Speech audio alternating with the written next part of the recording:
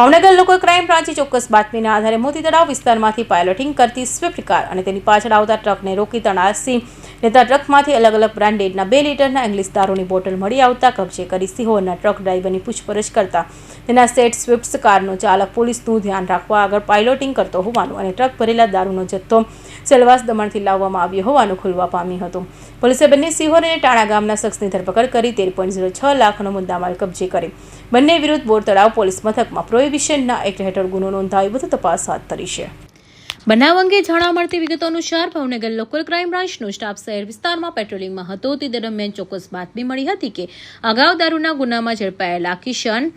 માંડણભાઈ મકવાણા રહે ખારી તાલુકો સિરો જિલ્લો ભાવનગર પોતાની Swift car number GJ04 EJ0982 માં પાયલોટિંગ કરી રહ્યા છે અને તેની પાછળ ટ્રક નંબર GJ05 BX 5748 માં બહારથી ઇંગ્લિશ દારૂનો જથ્થો ભરી મોતી તળાવ રોડથી VIP રોડ પર પુરાણી પેટ્રોલ પંપ પાસેના ખાંચા તરફ આવી રહ્યો છે. આ બાતમીના આધારે LCBની ટીમ વોચ ગોઠવી પુરાણી પેટ્રોલ પંપ તરફથી આવતા બંને વાહનોને અટકાવી સ્વિફ્ટ કારના ચાલકની પૂછપરછ કરતા તેમણે પોતાનું નામ કિશન માંડણભાઈ મકવાણા હોવાનું જણાવ્યું હતું.